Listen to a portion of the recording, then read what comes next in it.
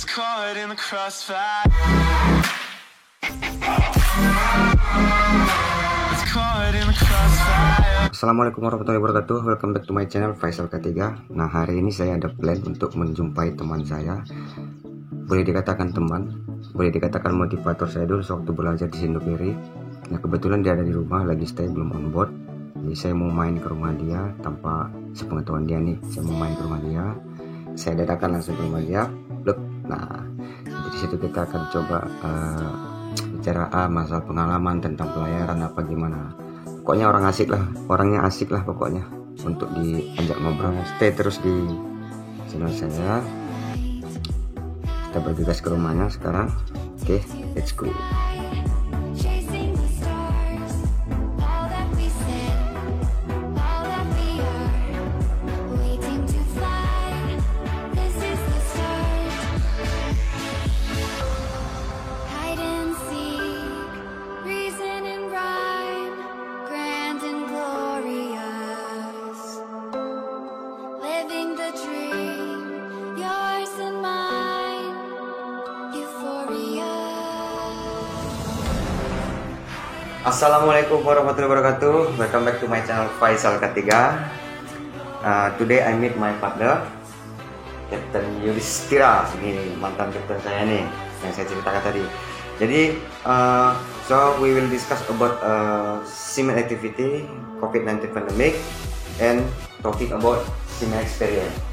Jadi kita akan bahas kegiatan dia selama COVID-19 ini apa aja, terus bicara-bicara tentang experience pelayarannya. Oke, langsung saja check it out. Apa kabar nih, Gap? Alhamdulillah, Alhamdulillah. baik dan sehat. Saya sudah lama nih, teman-teman saya sudah lama nggak ketemu dengan beliau nih. Sekitar berapa lama ya kita? Sekitar 6 bulanan. 6 bulan dah kita nggak ketemu. Tapi kita udah nggak satu company lagi, sudah terpecah-pecah dulu ya kan. Tapi tidak menutup kemungkinan kita bakal terpisah nggak. Kita tetap komunikasi bagus dengan baik. Insya Allah, amin. Jadi, sekarang apa aja nih kegiatan saat ini nih? Apa aja kegiatan saya? Ya, kegiatan berhubung dengan COVID-19 ini, jadi Iya betul. kegiatan saya cuma di rumah aja, Di rumah aja ya. stay at home. Ada pun juga kalau keluar membeli sesuatu yang penting, kita tetap yang penting ya. Keluar ya. betul. Jadi kita tetap social distancing dengan protokol kesehatan. Tetap ikut ya. Oh, harus selalu. Stay masker terus ya. Iya. Kalau saat ini masih kesibukan di rumah lah sama keluarga. Oh iya betul, banyak waktu yang saya habiskan dengan keluarga, bermain-main dengan anak, Iya. terus berkumpul dengan istri. Yuk, bentar lagi buat nih. Oh betul, saya lagi ikut diklat ini pendidikan. Oh, diklat lagi. Iya. Diklat apa ini? Saya ikut diklat peningkatan ijazah. Oh, jadi teman-teman, komandan kita ini sedang ada mengikuti pendidikan diklat di mana? Saya di Poltek Pel Sumbar, Sumatera Barat. Ya, di Padang ya. Iya betul sekali. Sudah berapa lama? Kapan mulainya itu? Mulainya itu di bulan 2, terus jadi estimasi selesai ataupun wisuda itu di sekitar bulan 9. Tapi walaupun dalam kondisi COVID-19 ini, pembelajaran tetap berjalan ya? Oh harus. Jamnya tetap berjalan walaupun tetap di rumah ya? Oh iya betul, karena disesuaikan dengan schedule Pembelajaran? Oh, jadi tiap hari ada yang dikerjain lah? Oh iya betul, kebetulan nih saya jadi ketua kelas. Oh, ketua kelas nih? Iya. Wih, Pak Ketua ini, main ini bukan kaleng-kaleng nih. Jadi tugas seorang ketua kelas itu adalah memanage atau menjembatani komunikasi antara dosen dengan perwira siswa yang lainnya. Jadi kita alhamdulillah ada tugas-tugas dari dosen, kita share di grup, di Google Class ataupun di WhatsApp group, baru kita kerjakan sama-sama. Oh begitu. Tapi tidak menghalangi untuk pembelajaran, tetap bisa di rumah ya? Tetap bisa. Tetap bisa. Awalnya sih karena kita belum terbiasa dengan pembelajaran online, jadi mungkin banyak kendala. Tapi akhirnya setelah kita terus mencoba terus, akhirnya sampai sekarang juga sudah lancar. Ya, artinya COVID-19 ini tidak menutup kemungkinan kita untuk sekolah ya teman-teman ya. Kalau kawan-kawan punya modal, manfaatkanlah momen ini untuk sekolah. Karena kita juga mungkin terkendala nggak bisa bekerja ya kan, mengisi kegiatan dengan sekolah. Yang mumpung masih standby ya, kalau ada uang juga sih. Ya. Ujung-ujungnya uang juga Iya. ya kan. Betul sekali. Susah juga. Betul sekali. Jadi kalau memang kita mau sekolah itu sebetulnya ada dua faktor sih. Apa itu? Satu kemampuan. Ah, Kemampuan itu dalam arti adalah modal. Ya. Yang kedua kemauan. Nah betul. Ini harus jalan nih ya. Ya harus kita punya. Tadi kita punya uang dan nggak punya ya betul sekali itu. Saya sangat apresiasi itu. Ini kita kembali ke pembicaraan tentang semen experience ya. Saya mau tanya nih, saya sih sebenarnya udah tahu ya, kita sering buat teman-teman ya kan. Boleh diceritakan nggak deh, sudah berapa lama berlayar, sudah berapa lama jadi pelaut, mulai dari tahun berapa ya? Oh iya, jadi saya mulai berlayar itu dari tahun 2006. Dari tahun 2006 Ya, 2006 ya sampai sekarang ya diselingi dengan sekolah, peningkatan ijazah. Begitu. Jadi kalau untuk profesi pelaut dimulai dari tahun 2006 sampai sekarang gitu. Iya betul sekali. Kira-kira kapan target nanti nggak berlayar lagi? Pada umur berapa? Usia berapa? Kalau target sih nggak ada sih untuk maksimalnya. Jadi seandainya kita sudah ada modal ataupun Betul sekali. kemauan kita Iya. untuk mencoba-coba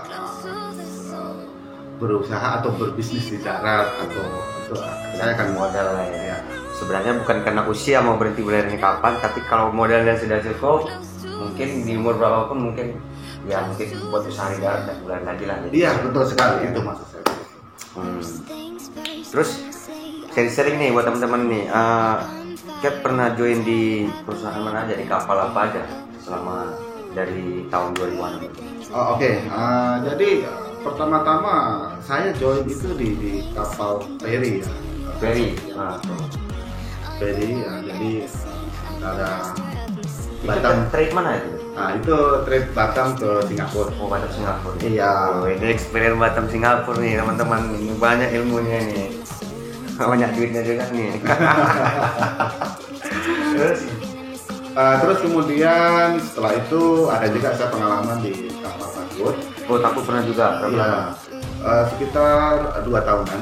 2 tahun. Ya, itu saya dari Tanjung Balai menuju ke Singapura lagi dengan membawa muatan yaitu batu kerikil. Berarti permainan pelayarannya di Selat Singapura terus ini ya, sekitarannya. Iya, kebetulan 2 kapal itu saya trade areanya di area sini. Nah, terus ada lagi. Nah, ini yang paling berkesan ini. Nah, yang mana? Saya ada pengalaman kerja di kapal offshore. Oh, pernah di offshore juga. Nah, ini komandan kita pernah di offshore. Berapa lama? Sekitar 4 bulan saja karena 4 bulan. disesuaikan dengan kontraknya.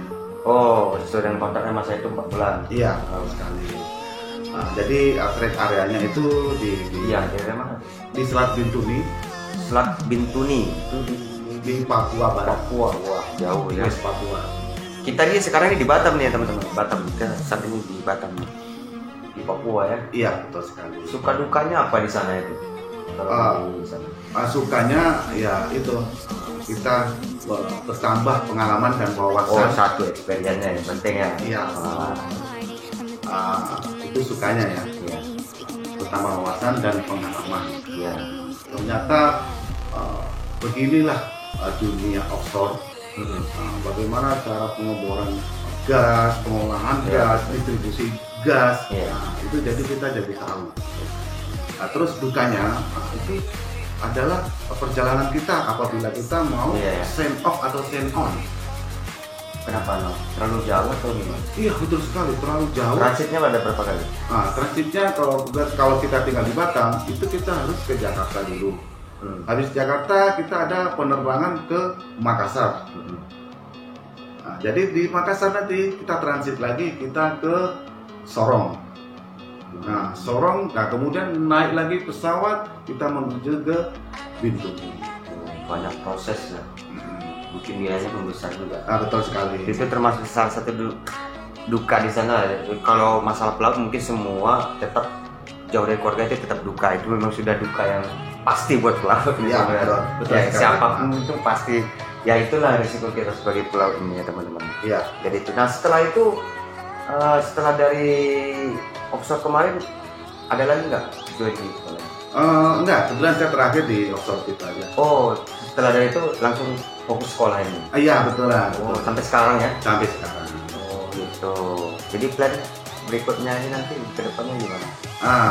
Apabila umur mengizinkan, semoga saya ada rencana untuk berlayar ke kapal yang lebih besar dan trade areanya lebih luas. Ya, peningkatan lah. Iya.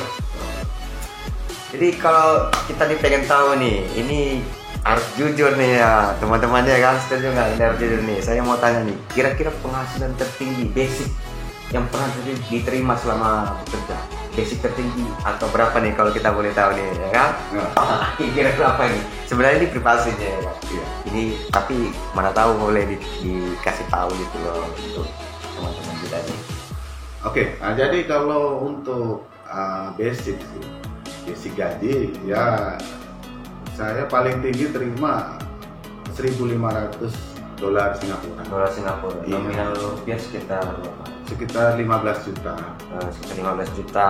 Basic ya teman-temannya, kita nggak cerita masuk yang masuk. Pokoknya ini basic aja. Ya. Gaji pokok. Nah, jadi saya sudah lama nih kenal sama komandan ini. Kita pun pernah gabung satu kapal. Dulu sebelum saya bekerja pun sebelum saya bekerja di kita dulu ketemu di Sinemperia. Iya, betul. Di situ saya masih kosong, masih banyak kekurangan. Saya banyak belajar dengan komandan ini, tapi motivator saya kemarin tuh ada banyak, ada dibahas seperti Kapten Robert, Pak Hatta, Pak Vincent. Tapi saya lama gabung sama komandan yang ini ilmunya banyak ngajarin saya sampai saya bisa seperti saat ini. Yang teman-teman lihat sebenarnya inti dari untuk bisa lebih baik lagi kemauan ya teman-teman ya, mau belajar ya. Iya. Gimana kira-kira? Ya itu tadi kita tekankan lagi dua faktor itu aja, kemampuan dan kemauan. Iya betul, kemampuan dan kemauan. Kadang dia kemampuannya ada tapi kemauan nggak ada, itu yang susah ya. Iya, betul. Jadi dua faktor itu tadi menentukan kita untuk melangkah lebih maju. Iya betul, kembalikan kita.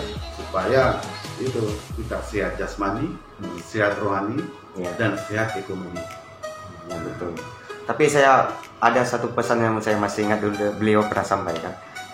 Jangan jadi pelaut cuma bisa bawa kapal aja, tapi kita juga harus punya wawasan dan pengetahuan ya kemana ya. Iya, betul. Nah, jadi kita harus bisa seiring karena apa ya? Tadi kan pelaut ini bukan merata sih. Sebagian ada tuh kurang peduli dengan aturan-aturan perkapalan, contohnya seperti pemahaman tentang emergency situation ya kan, alat-alat keselamatan pengoperasian, terus juga tentang aturan-aturan di policy regulation kayak P2TL selalu mengabaikan. Nah ini sangat penting teman-teman. Jadi kita sebenarnya di laut ini sudah ada yang mengatur kita. Jadi tergantung kembali kepada kitanya. Jadi kita mau jadi pelaut yang profesional seperti apa. Jadi itulah saya sampaikan. Kemarin beliau pernah sampai sama saya, jangan jadi pelaut cuma bisa bawa kapal tapi tidak punya wawasan. Nah itu kira-kira gimana itu mindsetnya itu? Itu oke, saya tambahkan sedikit ya. Iya. Nah, jadi menjadi seorang pelaut yang handal atau pelaut yang baik itu satu, kita harus punya mindset yang bagus. Mindset apa? Mindset terhadap kita mematuhi aturan-aturan dalam pelayaran. Seperti dalam collision regulation atau tolreg. Dalam bahasa Indonesia adalah P2TL ataupun dinas jaga. Nah, jadi di situ ada banyak aturan, kita harus pahami satu persatu aturan itu supaya kita selamat dalam berlayar. Ya tujuannya untuk keselamatan sih ya. Iya, betul sekali. Jadi kalau kita sudah punya modalnya, situasi apapun pasti kita bisa menghadapi dengan tenang, betul nggak? Iya, betul sekali. Terus yang kedua adalah attitude. Sebagai seorang pelaut kita harus punya attitude yang baik. Baik itu kita sebagai atasan ataupun sebagai bawahan. Nah, apabila kita sebagai atasan, kita punya attitude yang baik dalam menyampaikan tugas, tanggung jawab, atau pekerjaan kepada anggota kita dengan cara penyampaian yang baik. Ya, betul. Dan begitu sebaliknya, apabila kita di posisi ada seorang adik orang tua, kita harus mematuhi apa yang sudah diperintahkan oleh nakoda dengan ikhlas dan penuh tanggung jawab. Nah, itu dia. Intinya masalah komunikasi baik dalam bekerja harus balance lah ya. Iya, betul sekali. Jadi harus baik lah menyampaikan. Memang itu salah satu kendala. Ada karakter seorang pimpinan ini kan berbeda-beda ya teman. Gimana menurut teman? Kita juga pernah sebagai bawahan. Kita juga pernah di posisi paling atas di kapal. Memang situasi ini kita harus bisa menempatkan diri. Pada saat apa jabatan kita bisa jangan terbawa dengan profesional kita. Oh, saya ini mantan kapten, nggak mau diperintah gitu soal bintang itu juga mempengaruhi juga ya teman-teman. Iya, betul sekali. Jadi apapun posisi kita, baik di atas atau di bawah, tapi kalau kita sudah punya dua pegangan itu, ya satu mindset, yang kedua attitude, insya Allah kita akan menjadi pelaut yang handal. Ya. Nah, jadi kita banyak pengalaman, kita banyak berkawan. Ya, betul. Nah, kita pelaut ini harus banyak teman sebenarnya, banyak teman. Oke, nih saya ada bawa buku. Saya mau tunjukin. Seberapa penting sih buku ini buat komandan berlayar di perairan Singapura. Saya ambil dulu ya, sebentar teman-teman ya. Oke. Nah, ini dia bukunya. Singapore Port Information. Seberapa penting sih buku ini, komandan, kalau untuk berlayar di Singapura? Wah, ini adalah. Coba dulu dijelaskan dulu. Ini penting sekali buku ini. Ini sengaja saya bawa ini dari saya minta dari kapal yang sudah nggak kepake ini. Jadi SPI atau Singapore Port Information adalah sebuah buku yang dikeluarkan oleh MPA, yaitu Maritime Port Authority dari Singapura. Dan buku ini berisi tentang panduan-panduan bagi pelaut untuk berlayar memasuki Singapura atau berlayar di sekitar area Singapura. Apa saja panduan-panduan itu? Nah, satu itu berisi tentang bahaya navigasi. Iya, betul. Terus masalah reporting point atau reporting channel. Iya, betul. Banyak juga di situ restricted area atau daerah-daerah yang Terlarang gitu. terbatas atau terlarang. Jadi sudah berapa lama nggak ketemu buku ini? Aduh, sekitar 2 tahun saya nggak membuka buku ini, tapi alhamdulillah saya masih ingat ya. Masih ingat apa yang di dalam buku ini. Saya dulu pertama kali gabung juga saya ditekankan dengan buku ini sama komandan ini. Di sini informasi tentang Singapura semua ada di sini. Jadi kita harus menguasai ini. Bahan-bahan untuk pengambil safety passenger untuk modul juga ada di sini. Sekitar 70% ada di sini. Iya, betul sekali, betul. Bahannya. Jadi, nah ini teman-teman nih, kalau pengen punya safety passenger, pengen punya modul, boleh cari buku ini. Di sini banyak semua ada nih di sini. Ini sangat mendukung sekali ya, ya, bisa dibilang ini adalah bahannya pedoman kita. Iya, pedoman kita nih. Sini ilmunya banyak sekali. Jadi sengaja saya bawa, saya tunjukin untuk mengingat kembali kenangan-kenangan dulu. Nah, ini buku ini. Dulu saya juga bingung ya kan, untuk mempelajari buku setebal ini bisa nggak sih gitu. Terus kendalanya, nah ini kemarin saya kendalanya tuh bahasa Inggris kawan-kawan. Soalnya saya waktu pertama join itu ya saya akui saya dalam bahasa Inggris ya mungkin lemah. Tapi untuk komandan ini memang boleh tanam. Ini yang membimbing saya sampai ya saya bisa seperti ini. Enggak terlalu tinggi tapi setidaknya banyak perubahan yang saya dapatkan. Intinya itu tadi ya komandan, mau belajar ya, Iya, betul. nggak malu bertanya, harus punya kemauan yang tinggi juga Iya, sebenarnya. betul sekali. Jadi saya gabung sama komandan ini, banyak perubahan, banyak ilmu yang bisa kita dapatkan.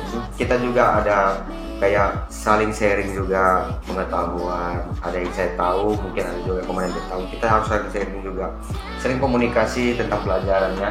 Iya, betul sekali. Jadi kalau di dunia pelarian memang kita butuh teman seperti komandan ini tadi ya.